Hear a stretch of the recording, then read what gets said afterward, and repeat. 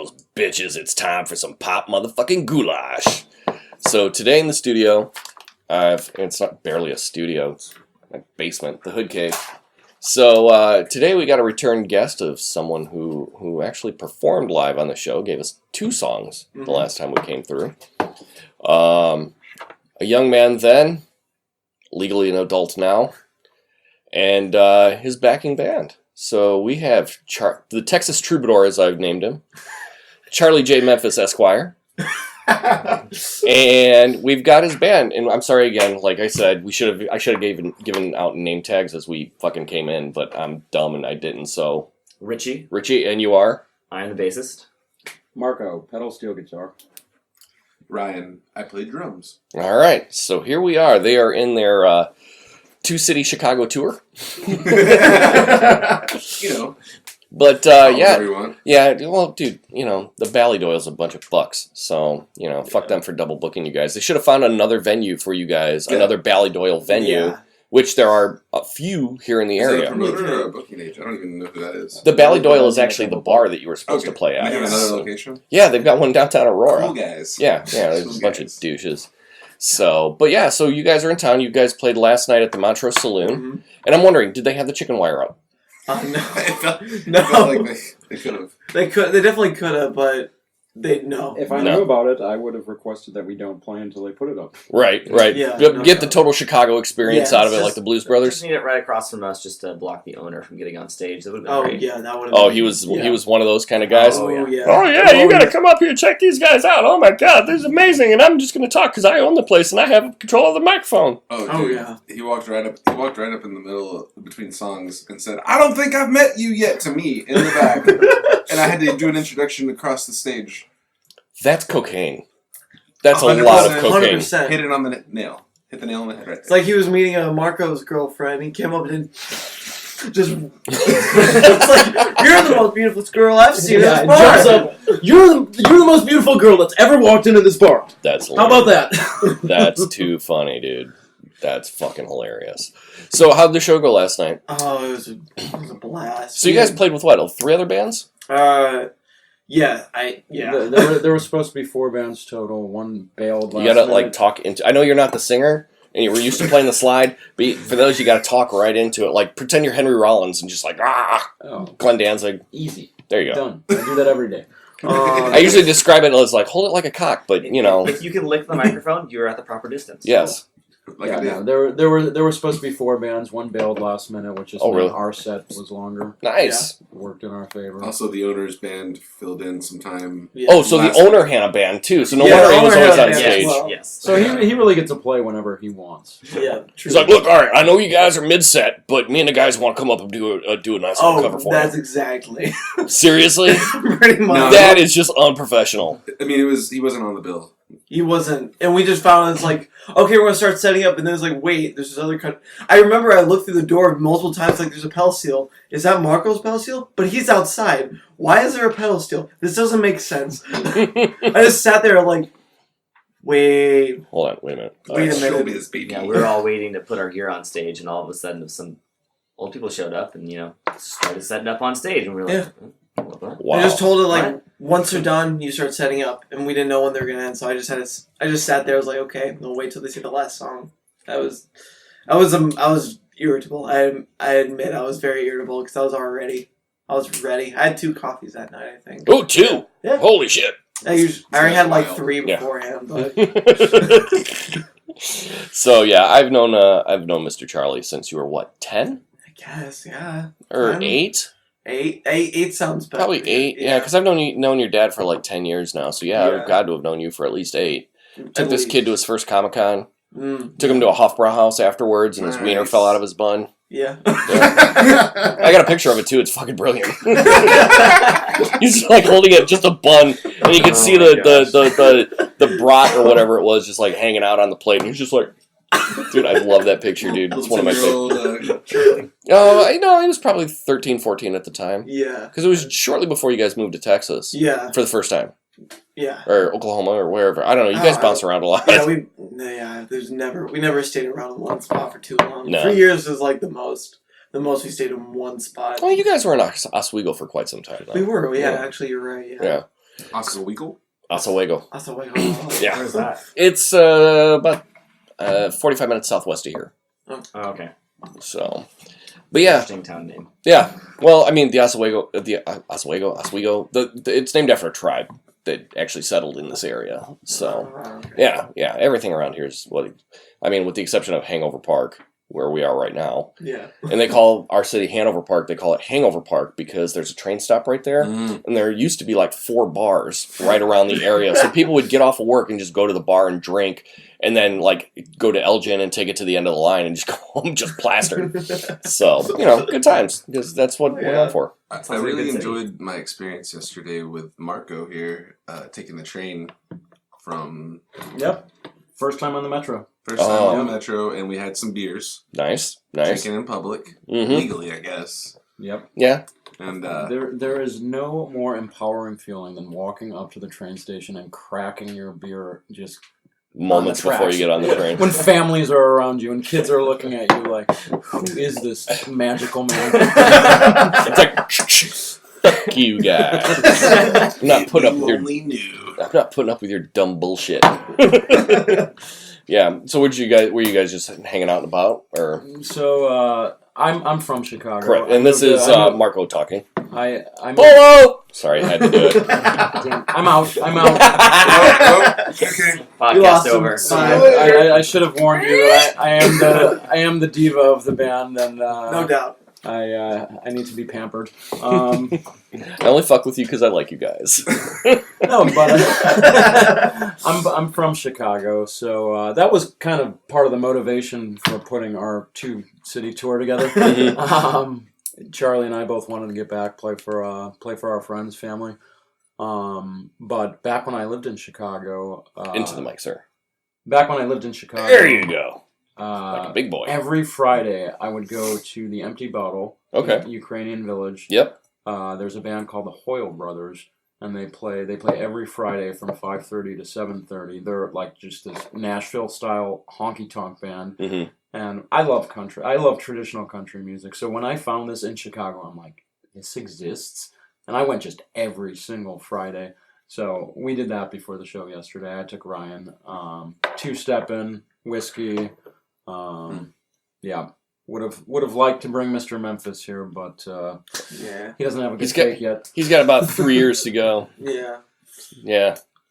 Probably should get faked by now. Yeah. I'm sure you could find some 3 like. years or I got $300. a friend You know, that whichever can one give comes me a first. fake. I'm sure. Charlie, in Dallas, we go to Vicon Village, and there's you know what I'm talking about? I do. Vicon Village. There's a little booth. It's like a bodega type thing, and you go and you can get a fake ID, but it underneath it in the very It says McLovin. it will say that it's not real in the very back, but you can barely see it. That's hilarious. I'll take you there. Take me. See, I'm just surprised you guys didn't take him to the Admiral last night after the show. Oh, well, there's always tonight. There you go. There you go. The Admiral's a strip club. Oh, Sweet. Yeah. Best prime rib in Chicago. Apparently, so I've heard. So I've heard. Have you had this prime rib? No, I need the pizza buffet. The worst part about it though is if you got to give them your credit card and they take $200 right out of the credit card and they give you 200 cash because it's a minimum or some shit. I don't know. I've never been there. That's the one strip club in Chicago I've not been to. I say that like I frequent strip clubs. I don't. I do not frequent strip clubs. Look, there's a time and a place for everything, and it's called college. So what got all of you guys into? Because you guys play more of traditional country style and rockabilly, yes? That's a weird thing. Is because it's evolved as we keep going, Mhm. and the best way I can explain the EP is basically Creedence Clearwater meets Black Keys. That's the best way I can put it. And Yeah, move along. Download it now on iTunes and anywhere Yes. you can get your music available. Yes, please. But as we keep going, I think, what did you see, Marco, when we were explaining to somebody? What was how do you put the music now, the new material per se? Well, your EP, Bloody as the Water, I think. Oh, Bloody is the Water. That's right. Now Yeah, move on. Move on I is the think song. the best description for that genre is swamp rock. Yes. Kind of like southern rock mixed with a little bit of country. Mhm. It's very rock and roll. And now the new songs that we're putting together, Charlie's referred to them as more cosmic country. What the fuck is a cosmic country? Psychedelia meets country. That's the best way to put it. Sure. A lot of roto vibe and a lot of... Graham Parsons. Oh, really? So you're getting more... Real Brothers, Birds, and then you can get... There's it's a whole line. Sturgill Simpson, like you think of it as some of his stuff. It feels like the Flaming Lips met Willie Nelson. Okay. Yeah. Okay. I can get behind that. Make a record. Yeah, I'm stoked to see you guys tonight in Batavia. Like, you know, it's gonna be a fun show. It's gonna be like kind of a special gig for me and my wife because like last week was our wedding, or 2 weeks ago. Fuck. Maybe I don't know, but it was our wedding anniversary. No, Yeah. No. I think it was it was 2 weeks ago. It was 2 weeks ago because it was over Father's Day. It was our wedding anniversary, and we didn't get to go out because we couldn't find childcare. So tonight, her folks are coming by to watch the boys for us. So we're gonna go have dinner and then catch you guys in Batavia afterwards. Sweet, awesome. So I'm pretty stoked about that because I haven't seen you perform since you were doing Charlie. So, as I'm pointing to you, like the people that are listening can they hear can my see finger. Listen to my finger, bitches. Anyway, so I haven't really seen you perform since you were doing open mics the last time that I went down to visit you. Oh yeah. And that was 2 years ago.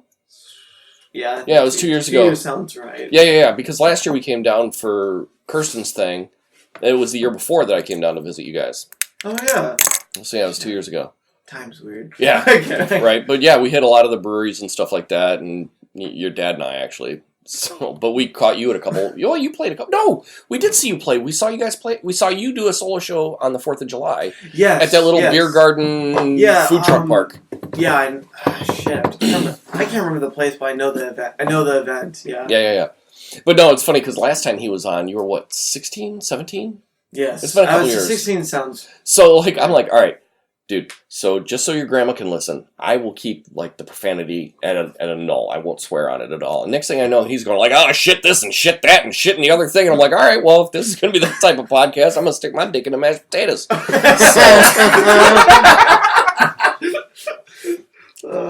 So no, man. So like, I'm stoked to see you with a full band. Yeah. So this is stoked, and I'm stoked to hear you guys play. So once we get done recording this, we're gonna barbecue the fuck out of my backyard, and it's gonna be about the shit. I can't wait. Oh yeah, I told them they were excited. They're excited for it. We haven't eaten anything besides the chips that were upstairs. Right. So we're just that's what you think. I went in to get my my car keys. I really just ate a breakfast sandwich. Oh, screw you. Well, I'll tell you this. I made some of your mom's pasta last night. Oh yeah. How did that go? Those noodles were weird. You also left the door open. So sorry, Mom and Dad. Were you guys staying at his place? Yes. So, yeah. Oh, okay. I didn't know. I'm my parents are in Europe for the summer, so we've got their house to ourselves. Nice. It's just. So you guys didn't have very far to travel after the show. No. Unlike you, who had to go all the way back out to Malta, or did you stay at the? No, I stayed. Oh, you stayed with the band. Oh, okay. Yeah, because my wife was like, "Are they all staying out at Connor's grandparents' house?" I'm like, I don't know. I don't ask those questions. But that's a lot of dudes to be staying out in that fucking house. Yeah, no, don't worry about it. It's not secret time, motherfuckers. There's a side conversation going on, dude. What the fuck is that?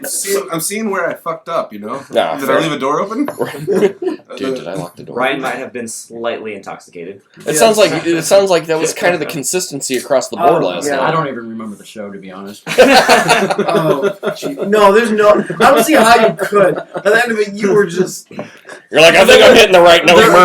There was one point where somebody came up and bought the band a round of shots, Except me. And I turn around and everybody's cheering, and they're like, "Marco, where's your shot?" And I go, "Shit, I took it already." that was I did that. I did that already. I remember I did that once when I was playing at Gary T. Cap's place. What's the place called? Lonesome Rose. I remember you guys were taking shots. I just downed it because really, I'm not supposed to be there. There's like a sign that says, "Strictly 21 and over. If you're not, that's a criminal injustice." See, but I thought in Texas, as long as you were there with your dad. No, it's not even that. It's like only on private property. Oh, in a really? Public institution, like everything is regulated by the Texas state government. So I mean, like, unless you're entertainment, then it's fucking all Texas. hush. All right, right on. Okay, so you're not a Texas native? We know that. Yeah. Are you a Texas native? Yes. Okay, and you? Yes. Yes, and you obviously are from Chicago, All right, right on. So what brought you to Tejas? Too many ex-girlfriends in Chicago. Ah, fair enough. Yeah. Dude, I get it. You walk in a bar and you see like 3 people that you have history with. It gets a little dicey. So I just got in my truck and went south for the winter. And that was 15 years ago. That's rad. So how did you guys all get together? Like, because I know that you've played with other musicians before and whatnot. Right. Were you guys the guys on the EP? No. No? I was working with John Pedigo had his guys. John Pedigo's Master Pilsner, his band, and then he plays with the O's as well, which is a 2-piece band. But he had his guys, Rocky and Trey. I thought you were gonna say Bullwinkle. No. Pendergrass. Trey Pendergrass. I forget Rocky's last name. Does anybody Don't know Rocky's last name. Okay. Garza. Rocky Garza, yes. Rocky Garza, Rocky Trey D. Bullwinkle. Pendergrass played on it. And along Power with name, so Rocky. many other people, I think we had like 9 different guest players on that one, just because it was one of those like, hey, you want to come? Yeah, sure. Nick you can Lee play. do guitar. Nick Lee is the Nick- best guitarist in he's- Dallas. Part of the Texas Yeah. Gentleman. He does a bunch of session work. Mhm. He's a god when it comes. He's so good at what he does, and the Texas Gentlemen in general are just great guys. But sorry. You can burp into my eye and fuck. I don't edit this shit. It goes up raw. I don't know. It's okay. But I raw dog that shit live, man. I recorded with them. John Pego produced it. He did some backup vocals. I think that's one of his producing things. Is like you'll hear him do some backup harmonies and all that. Sure. But I got together with these guys.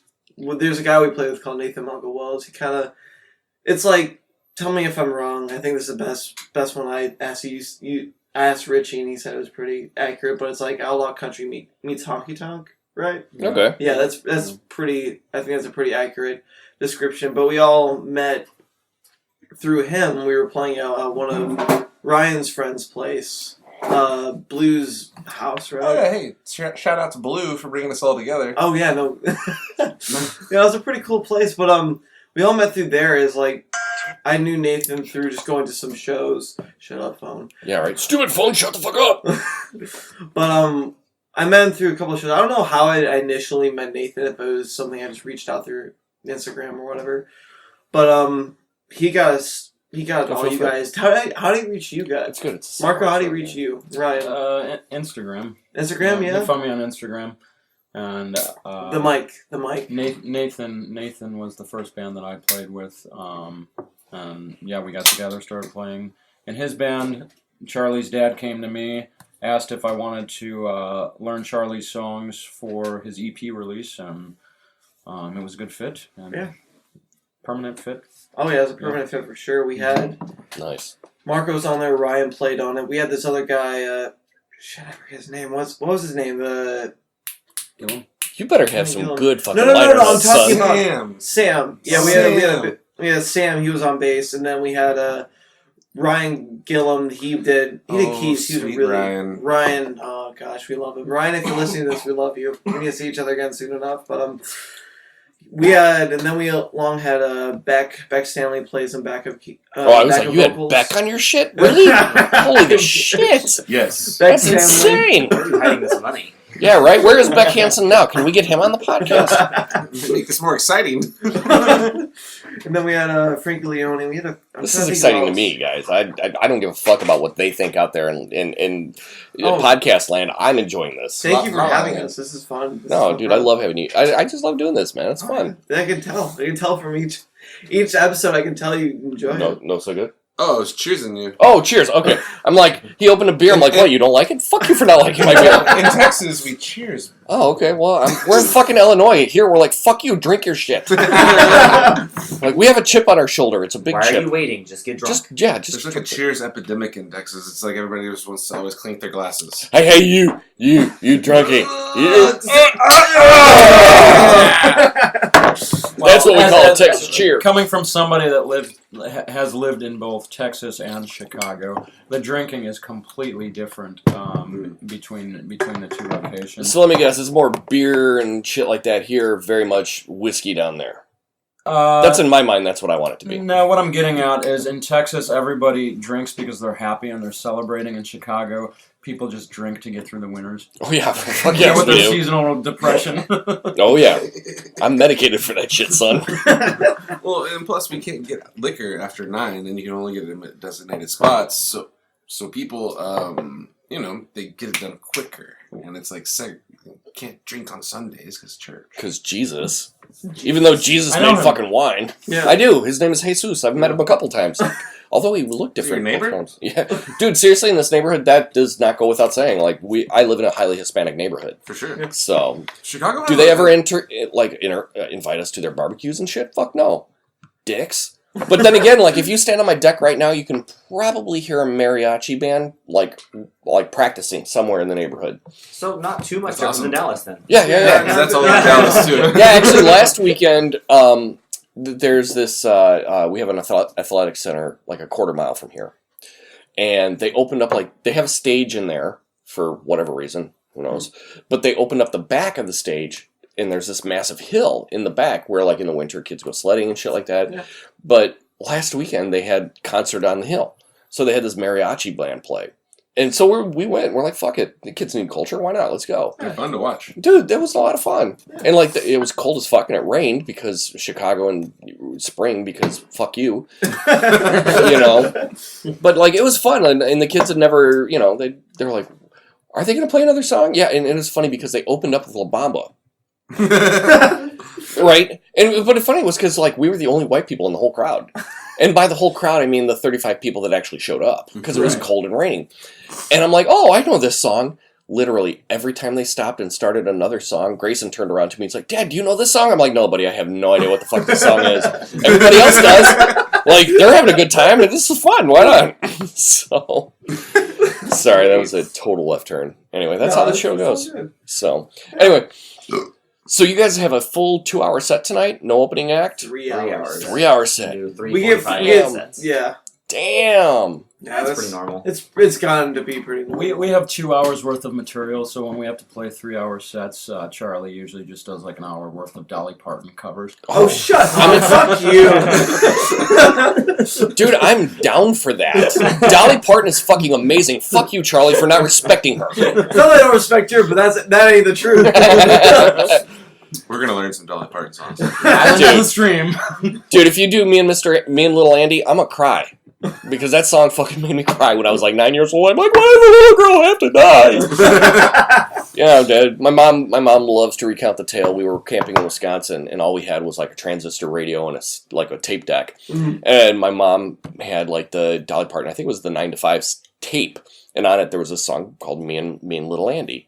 And I don't know if it was about, I always thought it was about this little girl and her dog that came knocking on her door one night because they were homeless. But either way, one way or the other, the next morning, they all go to heaven. And I'm like, why did they have to die? I was a sensitive little bitch when I was a kid. So anyway. So. That's not very Chicago of you. Right? Well, I was 9. What do you expect? So. And you're documenting this whole fucking situation. I'm getting I felt the uncomfortable vibes at one point, so I'm not gonna film you. No, you can film me. I don't give a shit. But just tag Pop Goulash Podcast if you're putting it up on social media. Nothing's gone on social media yet. All right. I'm just filming. All right, just tag the podcast when you do. That's all I ask. I got you, dude. So, but yeah. All right, we've been drinking a bit, so I got to slow down, man. I got to have dinner with my wife. I got to have a nice dinner with my wife tonight. You guys are getting me drunk. Wait, What's wrong with that? you brought us here. All right, twist my arm. Anyway, so yeah, so you really got your background cutting your teeth on punk rock. Basically. You were a total punk rock kid. Mm-hmm. Throwing my neck out every night. What's that? Throwing my neck out. Headbanging and whatnot. Yeah, I remember you coming to gigs for the School of Rock with your Steven Tyler pants on. Pretty is that what you much, call them? yeah. The Hell yeah, I want to see those pictures. Dude, the vertical white and black striped pants. Oh, yeah. Yeah. You had those? Oh, Yes. we totally had You those. still have those? No, they would be like Yeah. they'd be fucking like clam diggers on them now because you grew like 12 foot 2 inches. Wait, Like, clam diggers. Yeah. Go back to that. like, yeah, they go up to here. That's what we call them around here. They're fucking clam diggers. It's not like high water. Yeah, they're high waters. But clam diggers. Clam diggers. Because you're working and getting clams. Yeah, exactly. I'm learning something new. Oddly enough and ironically, no clams in Chicago. I was wondering. Yeah, you can't get a clam up here. Like the Great Lake clams, no? Yeah, right. I still got a guy. You got a guy? That's also a Chicago thing. I got a guy. I'll get you a tow. Get you a tow by 3 o'clock. Green It's a tow. clam guy. Polish guy in Chinatown. Yeah, right?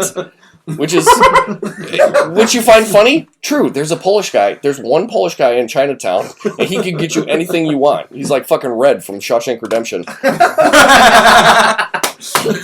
That's a great one. Rest in peace. Rest in peace. Yeah. What, the Polish guy? Oh, no, I'm thinking of Brooks. Yeah, Brooks is dead. Yeah. Oh, poor Brooks. Okay. Poor Brooks. Anyway, so what had like gotten you from punk rock to what you're doing now? I think it was definitely me in Texas. There's 6 months where I really didn't do music. I think it was just like leaving the punk music because actually my band Stellar was actually doing pretty well at that point. We started the ball started rolling, and I left it. So I was a bit of this kind of like really down state. I left left family. I left the place I knew the most. Yeah. And so after that, I started trying to, instead of just rolling with what was there, I tried to figure out what do I like. Instead of just being the bassist of a punk band, sure, that's fun.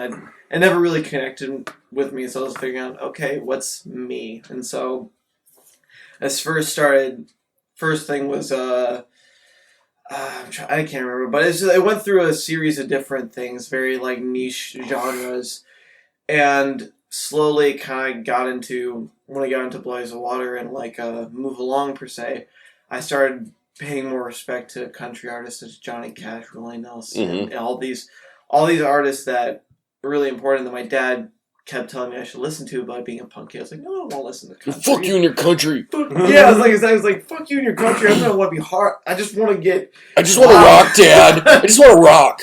I want to be in pain tomorrow night. Fuck you and Toby Keith. And now it's still just fuck Toby Keith. Fuck. He's playing at the ballpark here. Okay, and I know. I'm like, booting your ass. It's the American way. Really? Is it? Fuck you, Toby Keith. Piece of shit. It's real harsh. Yeah. Like, I just want to be I mean, nice. if you had said alcohol is the American way, we would have been behind you. Yeah, But right? Come on now. Yeah. Sex, drugs, rock and roll, apple pie. Yeah, right? Cherry pie. yeah. I mean, fuck, we'll throw a little Warrington in the bus. That's fine. Yeah. Anyway, all right, sorry. Fuck Toby. Right, Toby Keith. I had to join the party on that one. Toby Keith can eat a big bag of dicks, and I'm not talking gummy dicks, like a whole bat of severed dicks. He can just deep fry them as much as he wants. I got a guy Fuck for it. that Stick a too. bag of jelly beans up his ass. But I think I think Texas is it's very hard to be in Texas without being into country in some sense. I think it's around you unless you're really just guarding yourself and like really shutting everybody down. Yeah. You're bound to get influenced in some certain way. Yeah, like even the punks in Oh, Texas it's like still- outlaw country and Yeah, country. it's still Got a lot of Hank Oh, yeah. 3. yeah, Oh yeah, totally. for sure, Like, for sure, no all, doubt. all blacked out button vests and black and white belt guys like. Or like, actually, you they look wear at cowboys. the They wear Vandaliers, cowboy for boots. instance. Like the punk rockers. The wear Vandalier cowboy boys. boots. Really? Or yeah, It's like you look at the Vandaliers, for instance. They're like, punk country. as like Rolling Stone puts it, cowpunk. Cowpunk. Yeah, That's the worst fucking name I ever. know. That's not good. But it's like as I was there, it started getting more and more into country, and I think the real turnover is that I was at Good Records at their older location in Greenville. Was that the name of the Greenville Avenue. Greenville Avenue, and Yeah, I gotta lay on you for that because I want Tim DeLauder on this podcast like there's no tomorrow. Like, I was a Tripping Daisy fan when I was in high school. Loved Tripping Daisy. Loved Polyphonic Spree. Mm-hmm. Like, just huge fan. Like, we went to see Tripping Daisy so often that Tim started recognizing me in the crowd. Hell yeah. You know? So, anyway, I'm sorry. Go ahead. no, but it's yeah, fine, next it's time you fine. see him, say, hey, this Oh, yeah. podcast wants to talk to you. I'll give you a card on your way out. oh yeah, for sure, for sure. Yeah. I'll Which I Skype talked to him. in. He's a really He's a really nice yeah, guy. he's a really great guy.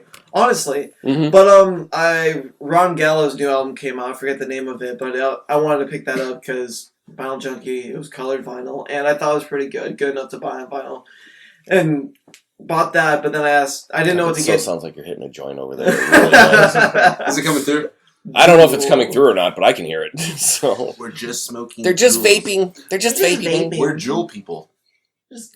See, here, that means you're going to the grocery store. Oh, yeah, Juul Osco. The Jewels, yeah, you go to the I Jewels. saw Juul Osco and I was like, I recognized that it was a grocery store, but Yeah. the name and the font made me think That's not a grocery store. that's not a grocery store. Totally a grocery store. But people are passionate about their grocery stores. Or it's kind of like in Texas, we have HEB, and like I have literally seen people in Texas with HEB tattoos. That's crazy. So Like, I have Stop some it. dumb tattoos, but that's a dumb tattoo. when we finish this bottle, you may convince me to get a Jewel Osco tattoo. Did you grow up doing that? Yeah, I was a Jewel guy. You gonna spell it J-U-U-L? We also had a Dominic's. Yeah. Remember Dominic's, yeah, Dominic's, Oh, yeah. yeah, That that was sounds like something sexual. That's Dominatrix. Oh, okay. Dominic, it's the Dominic's. Oh, So, gotcha. yeah. But Yeah, anyhow, they went under years ago. Now we have Mariano's, Mariano, where they sell you beer in the store. You can get a beer and walk around the store and do your grocery shopping. Oh, It's- yeah. Central Market has that in That's- Dallas. Oh, yeah, that's where you find the hot moms. Yeah, dude. I love that, man. Yeah, they got a wine bar and you get beer. Dude, it's the best way to go fucking grocery Yeah, shopping. it's I no. hate grocery shopping. It's And the it- worst. That's called It progress. it's got to make them so much more money. Cause, Oh, you yeah, know, absolutely. Like, I mean, And their beer is dirt cheap. It's like $2 a pint. I'm like, fuck yeah, let's do this. Yeah, dude. That's awesome. Yeah, walking down sometimes. the aisle drunk, like, oh yeah, I want those chips. Yeah, Yeah, right, for I'm sure. like, Mm, dude, yeah, dude, give me dude, all- dude, get- dude, just get all dude, of them. Yeah. What? Just cut it. You just go to the butcher. Just cut it. I'm like, what do you mean, just cut it? Just cut it in the middle. I just I believe in I you. need to know. right. You can do it, but dude, like they got like and this is not. I'm not. We are not sponsored by anything. Like the Pop Goulash podcast is solely coming out of my fucking pocket.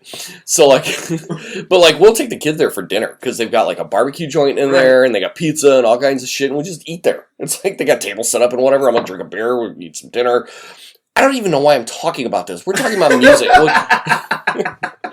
all right, I've had way too much to drink already. So go ahead, son. Anyhow, I got that one record, but I want to come out too. I usually like to get something that I do know, something I don't know. Kind of like Sure. there's a bit of a mix. Maybe like something old and something new. I usually like to make sure I'm Something not borrowed, just- something blue. Are you getting married? But I usually try to like even that playing out between the two times in history, and Jesus. But I asked Jesus the guy- hasn't put out a record as far as I know. That's your neighbor, right? Yeah, right. Jesus. Anyway, go ahead. Anyhow, he's probably on Bandcamp, I imagine. I'm sure. Fuckers take 2% or whatever. Does Bandcamp take? Oh yeah, they take a percentage. Yeah. Yeah. I imagine. They're not an altruistic website, my friend. Everybody has their cost. Yeah, Google took down the "Don't Be Evil" thing. They took that off. That's one thing you'd think they wouldn't take off.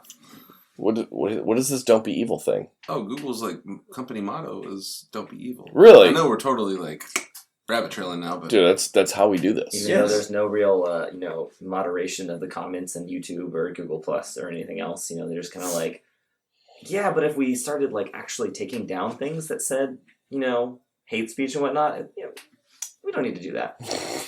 It doesn't matter. We're all living in a simulation anyway, so Yeah, it's all the Matrix. yeah, we're in the Matrix.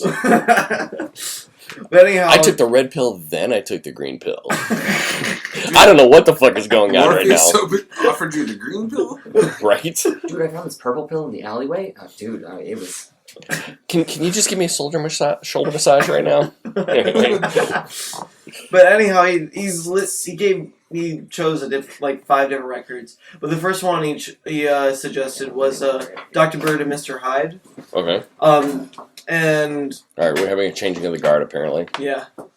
Someone's got to pee. Yeah, take it. If you want, just walk across the basement and right just in the pee out. No, there's a door. Open the door. You can piss out the door. I don't care. Piss out the dog. Piss out the door. But he gave me a group, but then the Dr. Bird, Mr. Hyde really. No eating in the mic, motherfucker. God damn. We can hear it, man. But he I suggested. will get 0 comments about that.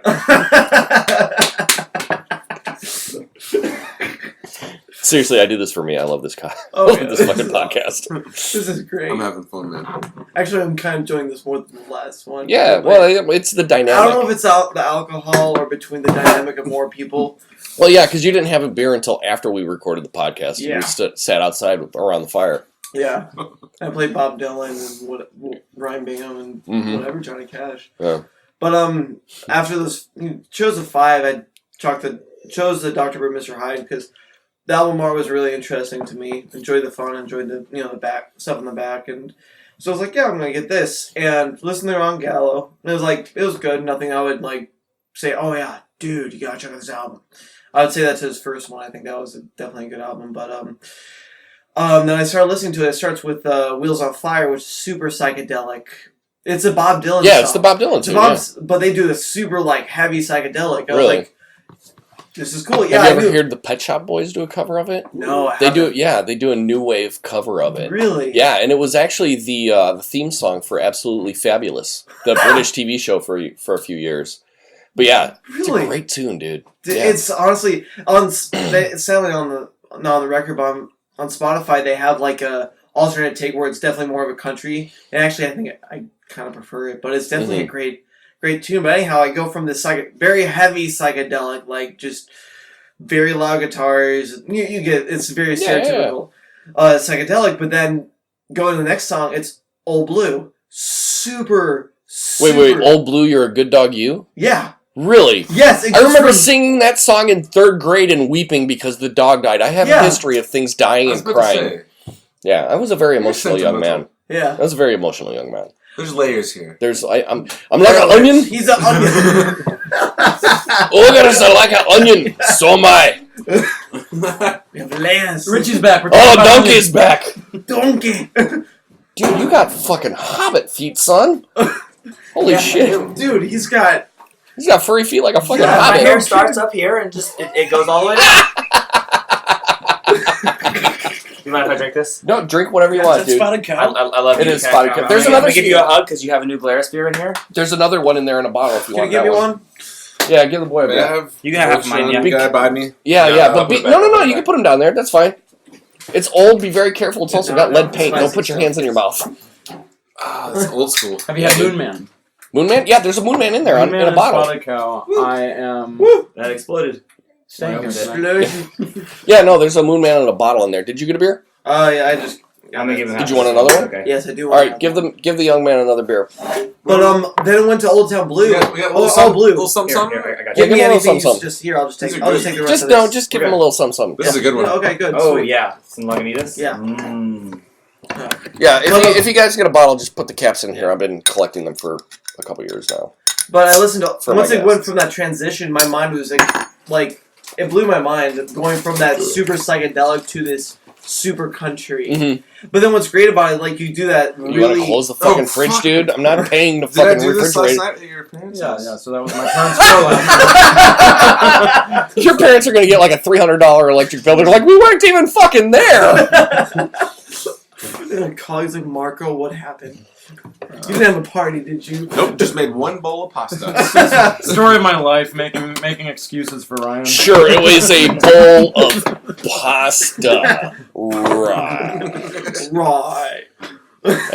But I went from that transition, blew my mind. But what's great about that record is it does that really hard transition between the psychedelic music to that super country. But then as the record goes on, it kind of mixes the two slow, Yeah. very slow. Okay. By the end of it, you get that. I'll have to you get check nice- that out. I'll have to have you write that down for Oh, me. yeah. I'll listen back. No, I won't. It's just. I'll listen back after I edit it and put it out. But yeah, I'll, definitely let me know. Oh yeah, it's a great record. It's definitely not good as. What's the name of that? There's the one that Grant Parsons is part of. The Alan Parsons project. Yeah, the one that they did with the birds. The one with the. Marco, what's the name of the record? The one I got the box. Flying set. Burrito Brothers. No, it's still the birds. The It's Birds, Spirit of the Rodeo. No, that was Sweetheart Rush. of the Rodeo. Sweetheart of the Rodeo. Spirit It's of the not as Radio was good as Rush. that, but If it's you a mixed good. the Birds and Rush, you'd probably come up with the worst album of all time. The music would be great. The vocals would not match Oh my whatsoever. god, it'd be bad. They barely match as it is. So But sweet, it's a. salesman. Sounds like Rob. Nice. It's like Rob fucking what's his name? The guy from B-52s. Fred Schneider. Like Fred Schneider is fronting the band. Oh God. If you see a faded salesman. But it's like it's a good record to do after Sweetheart of the Rodeo. It's like it's not nearly as good because Graham Parsons left the band at that point because Bert's supposed to do like a tour in Africa. He wasn't part of it. He didn't want to. He's like he did not want to bless the playing sound in Africa. And there was there's the rains. So exactly. But I think there's some other thing. There's some drama going on within the band. So I think by the time Graham Parsons left, the bassist, I forget his name, he left shortly after, like probably a month or two after. See, I had no idea that Graham Parsons was part of the Byrds. Yeah, it was just for that record, but really? Oh my gosh, that is like, he's super important. What's crazy is like Graham Parsons is really more important than people. He's a more important producer than anything else. Oh yes, no doubt. It's like it's crazy to think that he was friends with all the Rolling Stones as well. He sat in with all the sessions. If I'm not mistaken, he had something to do with Dark Side of the Moon as well. He did? Yeah. No way. Really? Yeah, if I'm not mistaken. I could be wrong. I've been drinking a lot. That's what we have Google for. Yep. Somebody Google that shit. I mean, I could Richie, Google it. you got this. You got this. You're the most responsible. Charlie, you keep reiterating that. Yeah. No. It makes the other two feel bad. I'm sorry, but it's the truth. He's going to play a theremin at your next show. Fuck you and your slide this guitar. This isn't even for me. This is like Marco right here. Oh, no. I'm right here. What are you talking about? Yeah, it was Richie the Marco. Technically, he's just trying to be nice and saying that I'm the most irresponsible one. What is it, a sliding scale? Like, as I go left around or right around my table? Probably. Yeah. No, it's nothing personal.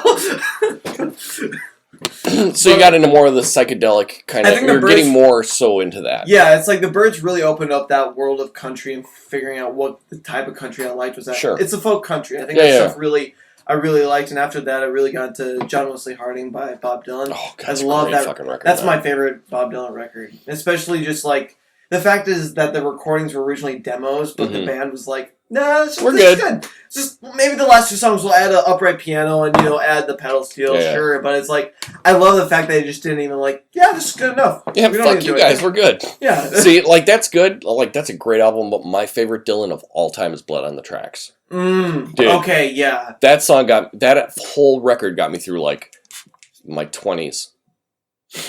Like I needed that album for my 20s. Yeah, jeez. It's a great fucking record. I haven't listened to it. Were you as emotional as you were as a 9-year-old when you were in your 20s? Yeah, but I was high most of the time too, so like that just compounded shit. Yeah.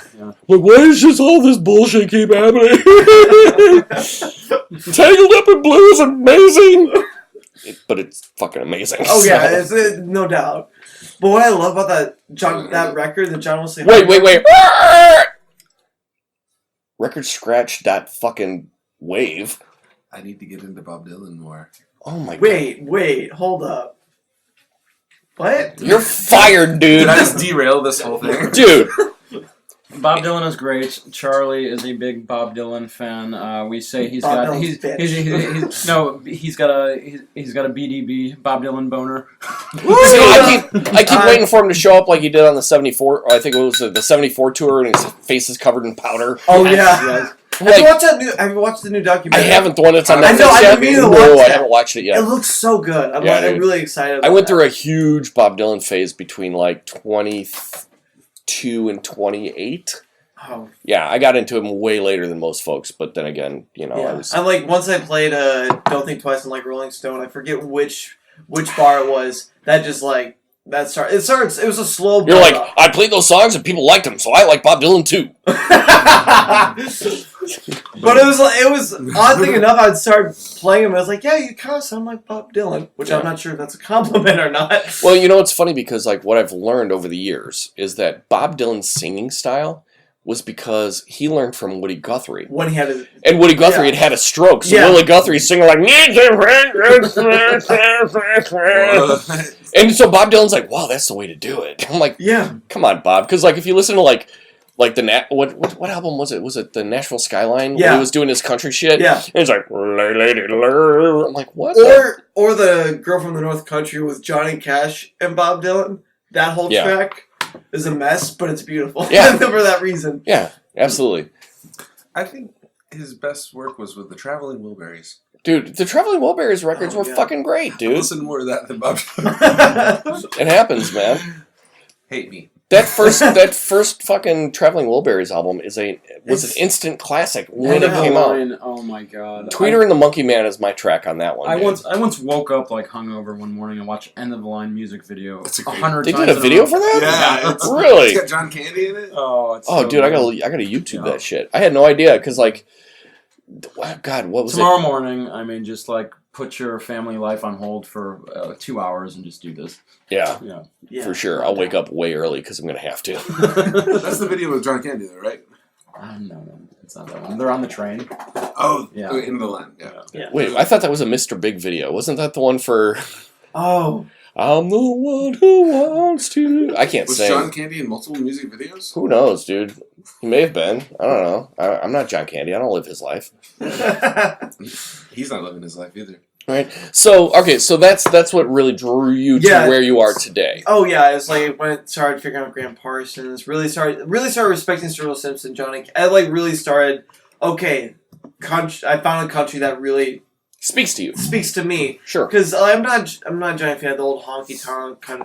I'm not really completely into the very cheesy country and all country, but I found like this little part of country where I always respected Johnny Cash. Sure. But I couldn't just say just Johnny Cash. I could say Johnny Cash, Gene Clark, the Byrds, and I can list off a few things here. I can list off more than just Johnny Cash. Yeah. Nelson, and that really kind of like started appreciating it. Also helped with my writing style with all the new stuff. Yeah. And find this really interesting fusion of just cosmic country. Right on. And what about you guys? Like, what were all your main influences? Are you guys country guys from the start? I know, like, Marco, you said you are a fucking old school country fan. Well, that kind of came in college. I started listening to some of the radio country, which that was a regrettable phase in my life. And then I started realizing that. Delicious, right? Then I started realizing that the country music. I need to reconfigure the table in here and get a round table back again. This is the most guests I've had in the Hood Cave in a while, so. It's very nice of you to call us guests. No, you are a guest in my home and my podcast and my Hood Cave and everything. You're drinking my liquor. You're family at this point, so. Cheers. Whether you like it or Don't. not. Fucking Texas, goddamn you guys. Oh, cheers. Salute. Salute. No, but I actually I grew up on classic rock. My dad. Yep. My dad was a drummer. He. Man, you should see photos of my dad back in the day. He had long hair, this like just porn star mustache. Like I can't even. He looked imagine. like he was in the band Fu Manchu. I can't even imagine how many girls he got. Like he's a legend in my book. But he actually opened up for Styx, and Nice. the name of his band was Loco Weed. Nice. Oh, yeah. So I grew up on classic rock, then kind of got into country, realized that the old country was where it was at, grew this affinity for the pedal steel guitar, and one day, I grew up playing the regular guitar, and then I went to college and got out of music for a while, and many, many years after college, I said, hey, I want to get back into music, but I don't want to play the guitar, and I like the sound of the pedal steel guitar. So I bought one, and here I am now. Nice. And not many people play the pedal steel guitar. No, so you're in demand. Even in Texas, and the ones that do are like over the age of 50 because it takes like a lifetime to get decent at it. So I pretty much have to whore myself out to every band that wants it. Hey, but that gets you paid, so that's cool. Very cool. So are you guys? Working on that. So would you guys consider yourselves more session musicians then, or just like hired guns, or? Not yet. I mean, obviously at this point you guys are with Charlie for sure, you know, but Like I've done a little bit of that. mhm. Like, but right now we're his band for sure. Right on. But I mean, I would say when we first all got hired, yeah, we're hired guns. But you know, you form a bond and connection. Oh, wait, he's back. He's back. He's back. All right. Never mind. No, Charlie's a great kid. I'm a session musician. I'm a hired gun. If he wasn't paying me, I wouldn't be here, you know? That's fair. That's fair. You're like 5 different bands, right? So I get it. Yeah, this guy's I've only like got 4 right now. It's okay. It's just 4. Okay. This is I just quit one of them. 4. I quit one of them. Okay. So what about you? Where did you start out? How did you? I've played trombone since 5th grade, all the way through college. My mom is a classically trained pianist. My great-grandfather played in country swing bands for his whole life, and so did my grandmother. So, like, my family's musical several generations out. Sure. But I didn't play country ever until, I don't know, like 3 years ago. Really? I played lots of funk. I played in tons of rock cover bands. Nice. lots of big brass stuff. Mm-hmm. I played in a steel drum band for a while. I played bass underneath of like 20 steel drums. That Yeah. was super interesting. Yeah, right. So, like, I'm playing. You might not hear me, but it's cool. I'm getting paid. I don't know. So yeah, I just played for a ton of different people, and then one of my friends I've known Nathan, who all of these guys play with Sure. for probably over a decade now. I went to middle school with him, and we just always kept up with each other, and that's kind of how I met Charlie and Marco and Ryan. And one of I his first met friends- you with like Will's Uh-huh. band. I think it was like Sundown, right? Yeah, Nathan Billy Law. plays for the Ottoman Turks, who is also Billy Law and Paulie Noho and Josh Ray Walker. Which Josh Ray Walker, he has a great country record. He's Yeah. a really great singer. Really, listen to the song Canyon. I promise you will like Song it. will make you Cry. cry. It will make you cry. It's better. You already told us Admittedly, about it's better it. live than recorded. Really? But it's God. That's a good song. That was like that's like the song Jason Isbell does, The Anxiety. Yeah. Dude, I saw Oh. him play at the Tivoli Theater, which is a movie theater in Downers Grove. And it was just him solo with a guitar. Nice. And like he did Anxiety, and I'm like, that's totally what anxiety's all about. Like, as one who suffers from anxiety issues, like that's totally what it's all about. Like, Oh no. and I'm yeah. weeping like a bitch. But it's a constant theme in my life. What you're saying, Richie? Sorry. Oh, you're Sorry, fine, no. like we hijacked your part. Oh, you're good. But I basically just got like dragged into country, and then Charlie was like, "Hey, can you like cover a couple shows for me?" And I was like, that means I can buy a distortion pedal the and comics, yo. be kind of weird." It's not gonna make a difference. It is just but- water. Just water. I know. I'm just fucking with him. Yeah, it Vaping gave me over an my excuse to books. like try out some different sounds and like Oh, be yeah. different. So I'm all for it. That's one thing. Is like with Marco being my band. I told him originally you just did just like the traditional pedal steel, but being my band, I was like, hey, you should try out this pedal. I had no effect pedals when I started playing with Charlie. Now I have, I think, You have a more than I dozen do. I think. effect pedals. There is at least $4,000 in my effect pedal board. I'm pretty sure every show Don't I play. Strymon. Don't break in our truck tonight, please. So, Shout out to okay, knowing that, I'm Thank you, kind of Strymon. stoked to see you guys even more because I've never heard a lap steel played through any type of pedal Yeah, before. I'd like Oh, to. yeah. I'd like to take some pride in thinking that I have a unique style. Yeah. No, yeah. The first time I You met do. Marco, I was almost positive that he was sponsored by Strymon or something. Oh my gosh. It's horrible how he hasn't been yet. He owns like half of we what they need to get you. I'm also a sponsorship deal. civil engineer, so I can You can supplement afford- my you can buy my what music less. toys with that income. So No, Nice. How about you? In what regards? Talk in the goddamn microphone. In what regards? Like what is your musical journey? How did you get to Oh, where man. you are today? Oh, well, this is the whole podcast now. It is a podcast. Yes. That's what we've been doing here for the last 53 I minutes. thought we were drinking. That too. So, Combination. I grew up in East Texas in a town called Longview, and I played church music. I was a praise No and worship Green Day? drummer. Yeah, so Green Day supposedly wrote that song about our town. Well, yeah, How because boring it there's was. nothing else to do It there was but so- jerk off. That's what the Yeah, song is about, Longview, yeah. masturbating. There are accounts of Green Day touring through Tyler and the surrounding cities saying, we wrote this song about that shitty town 30 miles from here. That's amazing. Yeah, I've heard older people tell me this. That's awesome. And so anyways, yeah, I played praise and worship drums, and then I got into metal, and I played a lot of one metal does. music, and moved to Dallas to join a band and travel around and, not make any money and learn. And then I decided I wanted to go to music school, Mhm. and I went to audio engineering school and music business, and then went to percussion performance school at MI in LA. Really? Yeah. So I, took some schooling and then dropped out and went on the road with some bands and just traveled around the country and played different styles with a couple different bands and then settled back down and stopped touring and yeah, I don't know. I'm trying to condense this all. Who would you say one of your main influences would be as a drummer? As a Because drummer, nobody Dave really. Grohl. Oh God, yes. Because not only because of how badass he drums, but how he handles his business and his attitude towards the industry and his drive. Remind me off mic because I don't know when I'm going to really see other show. Remind me off mic to tell you my Dave Grohl story. Okay, I would love to hear it. So anyway, keep going. Yeah, That's it. so I'm done. that and like also I'd say the most influential music style though outside of because I picked up so many music styles that I enjoy and respect, but in progressive indie rock, I would say is probably my So like Mars Volta type stuff. Mars Volta for sure. But things like Manchester Orchestra or Minus the Bear. As he drums on his knee. Trying to think. There's lots of bands. Dredge. Okay. Mew. Mew is one of my favorite bands. Mew? Mew. Like MU? They're from Denmark. Okay. Yeah, great band. Not the Pokemon.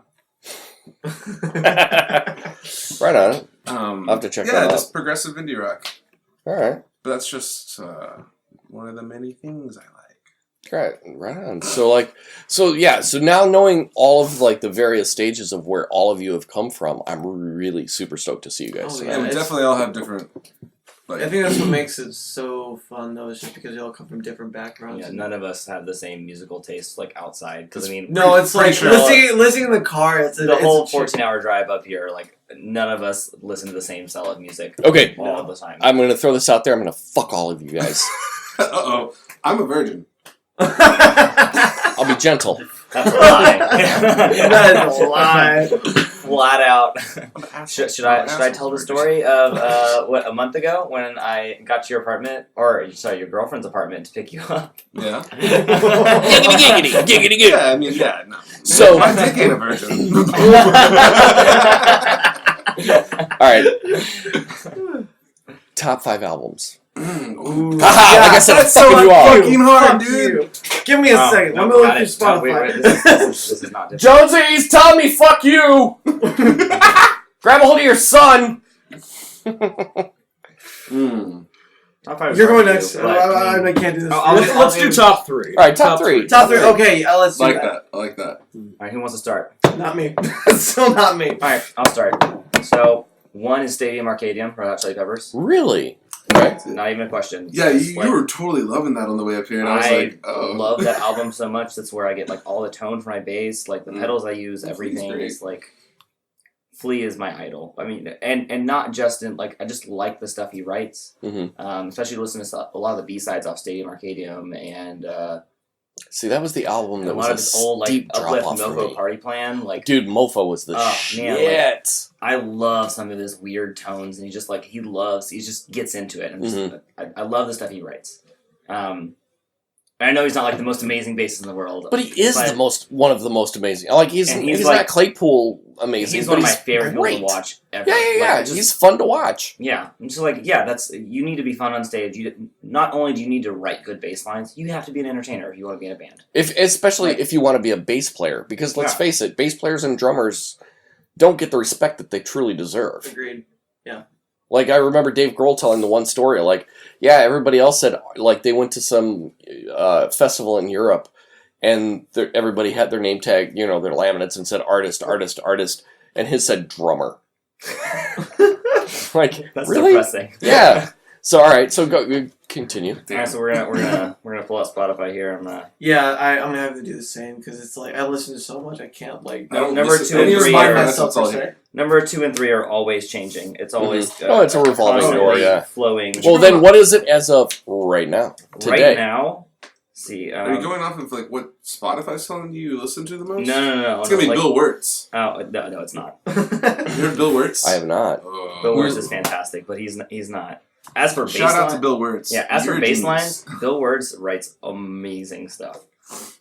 Everything he writes. Have you seen like the History of the World or History of Japan videos on YouTube? They're fantastic. But he writes 68 million views. What's up, Bubba? That's all right. Watch your language. My son's in the room. Right now, probably my 2 favorite albums. Below that is probably Infamous String Dusters. It's a bluegrass album. Ooh. Their album from 2 years ago was it's absolutely fantastic. I can't remember the name of the album, and then below that is probably Joy in the Wild Unknown by Ripe, which is a big band from Boston, Massachusetts. Okay.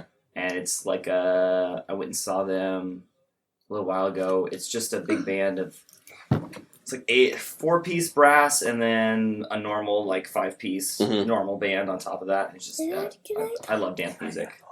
Anytime that I can go to a show and just be in the audience and dance for 2 hours to like Nice. awesome music, that's my jam. That's why I go to Fish. Like I see Yeah, Fish just to dance. I want to be happy. Remind when me I to listen tell you music. about my first Fish experience. I was on ecstasy my first Fish experience. Yeah, Deer Creek. Dude, I need Just to, bumps, just so everyone knows. I need you to go to Fish with me and Tom. Okay, yeah. It's next month on the 13th. Can you get back up here? Fuck, I have a show. Dude, earmuffs! Sorry. You didn't hear that. He was probably like, hear what? Alright, right on. What about you, sir? Electric Light Orchestra. Oh, always. Oh, really? I must Yeah. tell you, the Their first... production is great. I'm not a Jeff Lynne fan, but their production is Everything they put amazing. out is Out of the blue, even that album cover, the spaceship that Oh, is just like gosh. rainbow colored, like sometimes I dream about that album cover. It's so beautiful. The song "Turn to Stone" kicks off with that, just with authority. I can listen to that album from front to back, just every day of my life. Number 2, Ryan Bingham. His Okay. Mescalito album. Is that the newest one, or? No, that was his first album. Okay, because I've got his. I think I've downloaded all of his stuff. I just haven't had a chance to get through it yet. So Yeah, that's a phenomenal album. I wish his newer stuff was more like that. There's a song on there called "South Side of Heaven," which is just phenomenal. have you ever heard any of Chris Shiflett's solo stuff? Yes, I have. Dude, Our, it is so good. we know a Sure, guy it's from good. Dallas. His name's Paul Coffin. Yeah. Yeah. And Paul Coffin is he's doing great things right now. And he took Chris Shiflett on tour with him, and that kind of sparked me to listen to his He played stuff. with the Foo Fighters. He plays with the Foo Fighters. He's their lead He's the lead guitarist. guitarist, yeah. But he also played with No Use for a Name punk band from back in the day. It's No not shit, a I didn't know Yeah, that. yeah, he And was I their remember their them. guitar player. Yeah. That's something that we see a lot of these days. Rock and roll artists. What's that?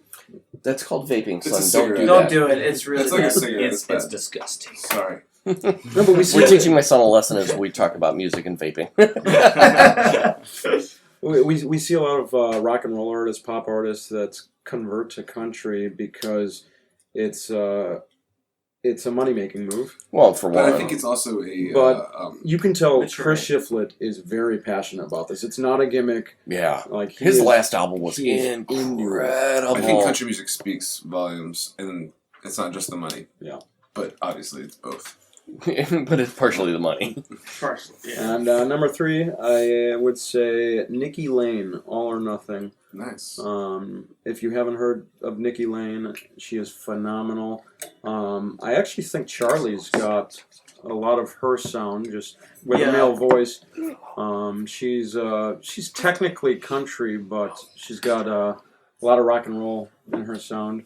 No doubt. But that All or Nothing album, that really, It's a great I- album. I would go as far to say as I wouldn't even be in Texas if it wasn't for that album. And Nikki Lane, she's been very good to me, and she kind of molded my direction in life. Nice. How about you, sir?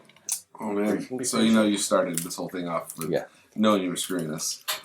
Yeah, Um, that was intentional. but Very intentional. upon being, I wouldn't be you know, crazy Uncle Ruben if that weren't the case. I've been yeah, no racking kidding. my brain over all the albums that have influenced me in my life because it's just been so many. Well, but what's the top 3 in your rotation right now? top 3 in my rotation right now. That just changed my answers. So, I would say it's still Mew. Mhm. Mew, Glass-Handed Kites. Or it's and the Glass-Handed Kites. I showed you that album, and it's just a magical journey that never stops. It's an album that flows from song to song, and it sounds like it's one giant song. Sure. That album. That almost reminds me of like Sigur Ros's Untitled record. Oh, totally. Yeah. Dude, that album is That album beautiful. flows. That album flows completely the whole Mhm. way through, and this is kind of like one of those albums, and means a lot to me, mainly on just like song structure. Sure. Lyrically, it's a little bit mysterious and what are we talking about kind of album, Yeah, but yeah. it's just it's a feeling. Mhm. So that's definitely one of my top albums, top 3, Nice. and on rotation right now, I would say. That's hard. I switch around. I don't have high rotation. I don't use Spotify. I don't use like these services that keep up with what you're playing with. So I just jump around a bunch. But definitely Sturgill Simpson. See, I'm not familiar with Sturgill Simpson. I've heard his cover of "Come as You Are," Yeah, the Nirvana cover, which is a great cover. that was It's like Grayson, a good cover. buddy. What's the other Nirvana cover he does? Does he do another Nirvana cover? he does one other one, but I don't remember which one. I know he does another. I guess I was trying to answer like my most influential albums. Not so much In my Bloom? most played. So Yes. Yes. Foo Fighters, One by One. Dude, that whole album's Yeah, that's what fantastic. actually got me into Dave Grohl. Like I already Really? knew, I already knew Nirvana. I Mhm. was jamming Nirvana. I had it on like some old burned CDs from the guy on the bus. I was Nice. jamming that the Nevermind album. Never mind, it's specifically. fantastic. And then all of a sudden, One by One came on VH1. That music video with Sure. the clear guitar and everything. I was in 7th grade. It was 2001.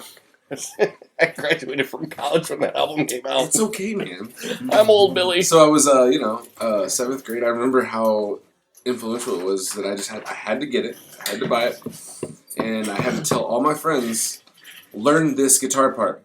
Learn this bass part. Anybody can play that guitar part. Yeah, I thought so in 7th grade, but no. Really? Fair enough. Not in my town. Well, the rhythm. The It rhythm took, is it what... took me till, 9th grade to find people that could play. Fair enough. Yeah, I was in 7th grade, got a drum set. I'm like, come on, let's play. Nobody knew how to. But yeah, so that was a very influential album in my life. Dave Grohl, I would say, changed my life. Yeah. Most played albums right now, I couldn't tell you. But Yeah. Well, all right, hold on 1 second. What, buddy? Can I get through? Get through where? Go to the other side. Why do you want to go to the other side? come on through to the other side. See, my thoughts went to Aerosmith. Take me to the other side. And I got a Red Chili Peppers, the other side. Yeah. Oh, which one? The other, The other side. side. Take it on the other side. Oh. So, Man, probably like a bunch more we could go to. oh yeah. What about you, Charlie? Have you figured it out I yet? think, I figured it out. It's like, I'm going to do the same thing. I'm going to do a mix between what's actually influential, what's on my daily rotation. Julia Jacklin came out with a record called Crushing. And it's like, she's an indie artist, but she does this really, very subtle mix between country and this very, very vulnerable indie music, per se. I need to hear this. I haven't heard it. Yes, you'll love it. And it is very much a somber album, but you can feel her soul in the record, which is something I'm trying, not necessarily master, but something I've been trying to get to, because some of my music that has been, I say it's been lacking. I don't know if anybody else gets it, but it's simply I'm not being, I almost put this guard between actually figuring out what I'm feeling through metaphors, per se. Trying to say everything is very mystical, cryptic, yes, where now I'm trying to just be straightforward to the fact of this is how I'm feeling. This is what sucks. This is what's wrong.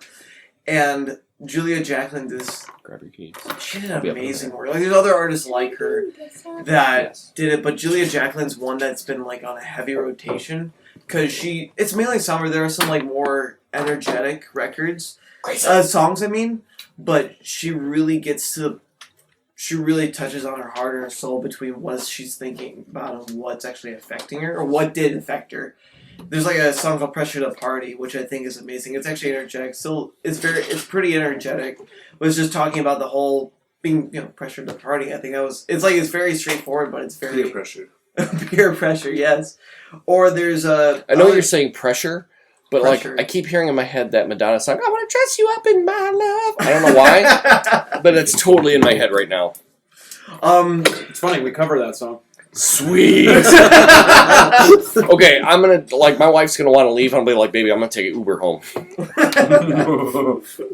But then there's other records. There's other song called "Body," which touches on the fact of like a relationship and how around. I believe this song is the one. I might be mistaken for another one of hers, but it talks about how she's not a very good person around this other person, which I've dealt with in some sense. I'm not usually the best person around certain people, or I kind of give up myself to other people and for their sake. And that record's been a consistent rotation where I come back to just to think about things in my own personal life and relate, but then also listen to how she speaks everything that's going happened to her and what has and what is and what she's very just almost And what blunt about is it. and what should never be. Yeah, I guess. Basically, yeah. And that record has been on the heavy rotation. I think outside of John Wesley Harding, I think I'm always listening to that because there's something that because this was his first record after the motorcycle accident that the big one that he had, Mm-hmm. and there's something that he said that really That's when he stopped looking like Luke Skywalker and he was like a different Luke Skywalker? Yeah, basically. And he said in an interview how instead of trying to just fill up as much words within each verse, he decided to take more space and actually put more thought in. Not nearly more thought, but just instead of trying to fill up each line with as many metaphors and as many words as he can, he decided like put some space in between the lines or let the person give some breather for somebody to think about what's going on. And I think that's something that it's like a lot of the records that are most on the heavy rotation of the songs I'm trying to learn from. Nice. And John Wesley Harding is definitely that because I love the production, the fact that these are demos. They're not even wasn't supposed to be the final thing, and yet the band was like, hey, this works. Let's run with it. And I think that's beautiful to me. Yeah. And I think that's awesome. Nice. Even though the last two songs, I feel like they could have gone without the pedal steel and the upright Just let it piano. go It raw. would have been still as good. Mhm. Not saying it was a bad Right. bad add-on, but it still is like the record's great. And it's just demos. Mm-hmm. That's what I love about it. Nice. And that's the other thing. I'm trying to like instead of keep adding more until it overflows, I'm trying to like cut back because there's something very, very powerful about being able to cut back and still say as much as you would if you're speaking, 1,000 words per Sure. minute. Yeah, like that's another record that consistently comes back. And then there's one record. Do you know the record "No Other" by Gene Clark? Mm-mm. It's a record. It's good, but there are 3 songs in there that will earfuck you. It's so I'm still amazing. trying to get used to him saying fuck. I remember I was with my friend Joseph Maines. He plays with Anderson .Paak. Okay. And Dude, that last Anderson Anderson .Paak .Paak. album Oh, yeah. is ridiculous. Amazing. Ridiculous. I'm not exactly sure which instrument he plays with in the band, but he backs him. And fun fact, you would think, oh, he's into hip hop and such. He's a hardcore country guy. He Mhm. loves country. I remember it was like, do you know this record by Gene Clark? He said, no. It's like, let's stop. We're listening to this record. It goes to Life's Greatest Fool, which is a pretty good song. It's got some cheesy 70s harmony vocals in the back, Sure. but it's still good. But then you go into like Silver Raven or No Other, and it's kicks down doors. And I think he spent over $100,000 on the record. Mm-hmm. And sadly enough, he didn't make the money back. The kind of he went bankrupt over the record. Well, that was almost like the Beastie Boys when they did Paul's Boutique. Yeah. Like, they put this album out, which now is sonically considered a masterpiece. Right. And they never toured on it. They never made their money back on the record, until years later. Oh yeah, that's what I'm saying. Like it's nearly the same thing. No Other. Granted, it's like the rest of the songs after the 3. There's like 3 songs back to back.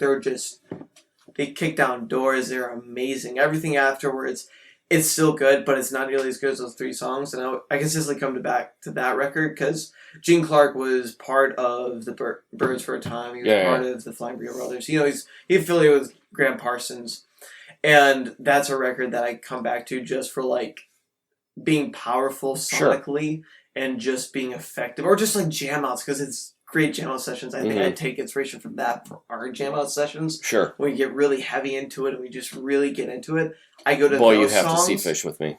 Yes. You have to see Fish Yes, with I me. do. I do. I have a fish head friend that he's been out to. The thing about Fish fans, they like count how many shows they go to. Yeah. And this guy was he went to over 100 Fish concerts. See, that's ridiculous. And he's like, he lives in New York. He visited Chicago, and he's like, there's a 3-day Fish thing In at Alpine. Northerly Or Island. Northern Island. And I'm like, okay, I'll come to one show with you. I was picturing this crazy jam band that like had 20-minute songs, like no like just no real direction. I went and it was a crazy classic rock concert with some of the best guitar solos. After I went to day one with him, I told him, okay, I need to do the next two with you. This was the best time ever.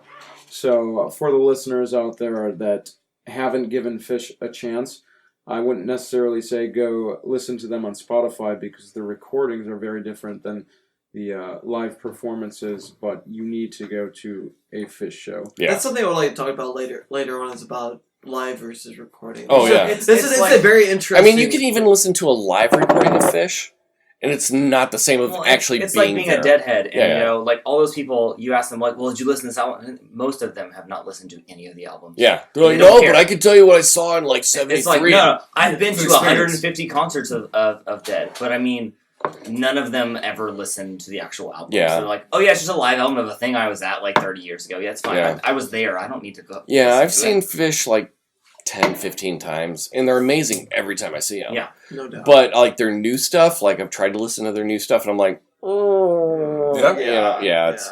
But they're still fantastic live. So like I'm going to see them in July on the Oh, 13th sweet. with Tom. Of course, Tom. Yeah. I might piss you off here. But Tom's it's never seen like them. watching a baseball game live versus watching a baseball game on TV. Well, yeah. It's like, I Makes don't sense. care to watch baseball on TV. I just don't give a shit. No, but you go But, to like, the game and go it's to a alright. game, it's like, oh, this is the most fun thing ever. Yeah, it's fun. It's like I'm So- drinking beer, watching a bunch of people like show off how fit they are. Yeah. I'm like, this is exciting, and I Mhm. get to drink beer while I do it. Yeah, this is awesome. What are you Seriously, talking dude. Seriously. But Right I'd on. say as far as inspirational records, just to, like top it off, I think If you when say I- John Wesley Harding one more No, no, fucking no, no, no, time. no, I'm not saying John Wesley Harding one more time. time. You remember the Schmilko? What did you think of Schmilko? Just out of Wilco curiosity. Schmilko? Yeah. I didn't care for anything from Wilco after being there. Mhm. And then, because I hated Yankee Hotel Foxtrot. Really? Yeah. Really? Yeah, What? one of those That's like few the only guys. one I listened to. And then, like, a Ghost Summer is Teeth Born. is good. Summer Teeth is fantastic. Yes. A Ghost is Born is good. But I've never listened to anything after that. And, like, I fucking hated Yankee Hotel Foxtrot. Why though? I don't know. Was it because it was just like not what they've been doing? Well, I mean, if you go from AM to being there, it wasn't what they were doing. You know, I don't know what it was about that particular album. I think it's just, I haven't listened to it in years. Maybe I should give it a revisit, because back when it came out, it was like, everybody was just like, oh, this album, Yeah, like that's they were why I heard jizzing of it. over that record, and Yeah. I'm like, fuck this record. And mostly because everybody was jizzing over the record, maybe. I don't know. Yeah. I Like could just- see, I could definitely see that. That affects me at times. Yeah, as but well. even A Ghost is Born, which is a great record. right. But in the middle of it, they've got like a 15-minute vacuum cleaner solo where it's just like static for however, I don't even know how long it is. And I'm like, what the fuck is this? You're wasting my time. You know? Yeah. Like, My megabytes. yeah. Like, look, I have no problem. Like, I look at it this way. If you guys are going to just jam. I don't care. Do something. Go somewhere with it. Make it interesting. But if you're really just going to give me like 15 minutes of static on the middle of a record, fuck you. Like, Fair. I'm going to turn it off. This makes me think That's of fair. like the early 2000s when I was in high school, but or middle school. I mean, sorry, but this is like Y'all are youngins. I'm paying 10 cents per text message. Don't send me a effing question mark. Yeah, What is right? wrong with you? That's hilarious. But I My see grandma that- still thinks it's that way. She's like, Yeah. I don't have any more time. Don't text me again. You're like, Grandma, it's fine. It's fine. It's fine. She's like, I got my phone from Walmart. I got to go buy another card. I only get 200 text messages per month. But I'd say like it was one of the records that actually got me through, being in Texas King. Like it was like after I kind of started getting back to music was the Schmilko record. And I thought you were going to say partially John got- Wesley Harding. I'm just going to throw my mouse at you. But it was that record partially because of the album art. Because I noticed it. It's a Chicagoan artist, and that was something that first got me into it. Was just the album art. I was like, oh, this is cool. I know the artist. I'll give it a listen. Sure. I listened and sonically, it's definitely more laid back. But then the way it's mixed is very. It's almost you're doing it. They did it at home, but it has this homely sound to it. Between how Jeff Tweedy's vocals are mixed in, how the drums are, and everything is very. Sure. It's not in your face, and that was something that I think it helped me because there's some other things that I drew inspiration from just because of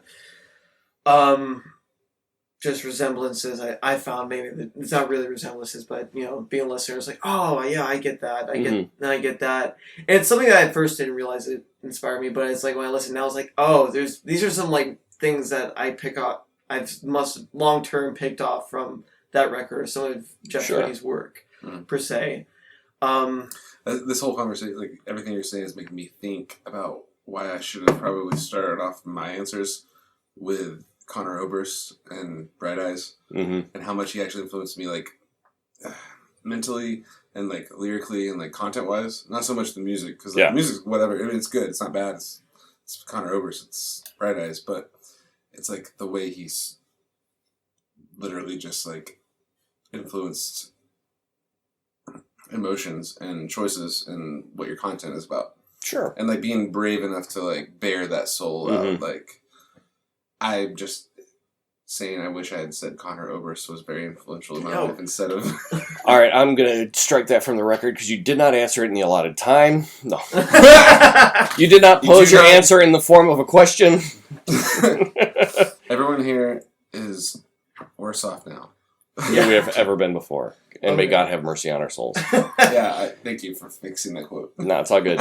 Right on. But I'd say just beside, if I would make it quick, it's just make this quick. Please, because my wife is texting me, when are we going to start the grill? Well, I think the last 2 weeks... And I think everybody's hungry at this point. I'm fucking starving, bro. For me, then the other two would be Johnny Cash, Light of Folsom Prison. Because it's a great album. Oh, it's amazing. I've got a story about that record. Go ahead. I fucking found an original copy of that record. And I hung it up on my wall in my house. I was 19, 20 maybe.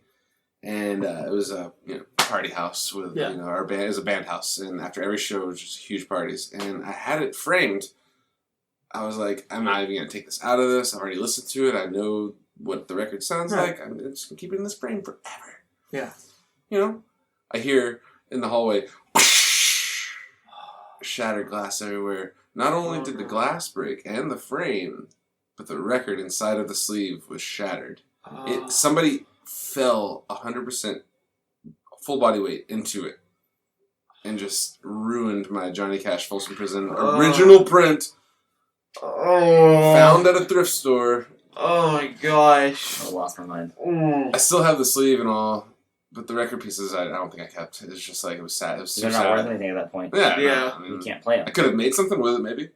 Yeah, maybe. Arts and crafts. But it's not worth the same amount that the Johnny Cash record was. No. And so basically, I never once bought another nice record again. Yeah, that's a good reason.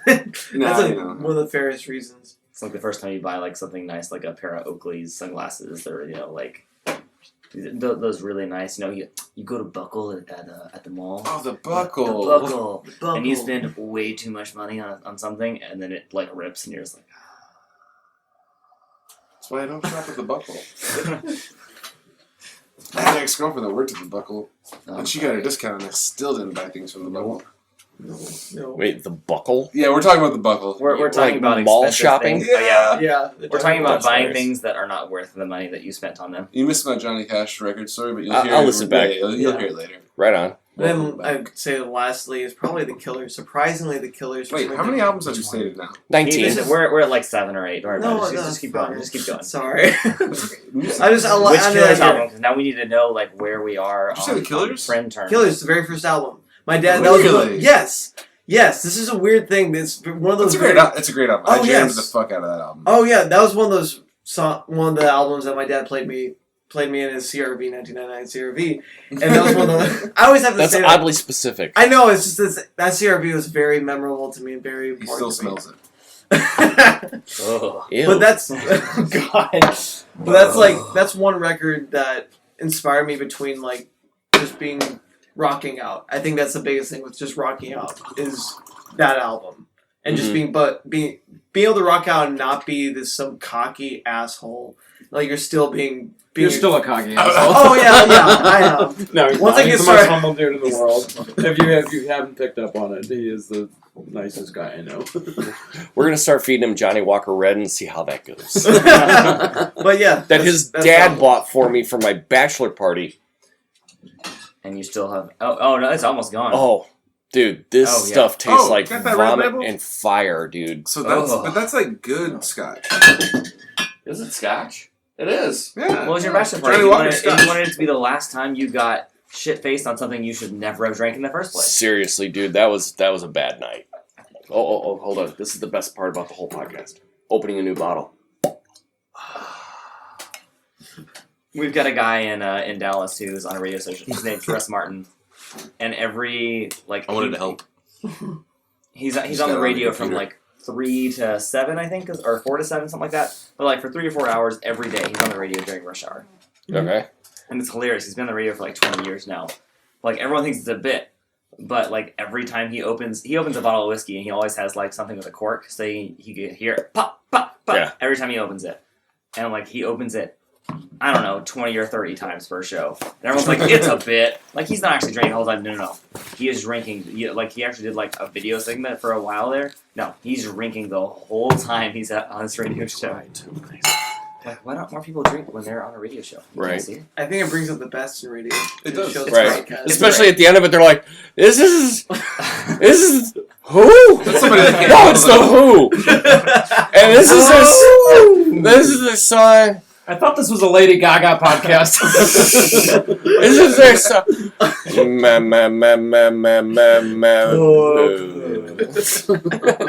All right. Well, if you guys are ever down in the Dallas Fort Worth area, definitely check out Charlie. And what is the band? The Boneshakers. The Charlie Memphis and the Boneshakers. If you guys are ever down in that direction, or if you see them coming to a tavern or a venue near you, like I haven't seen them all perform yet.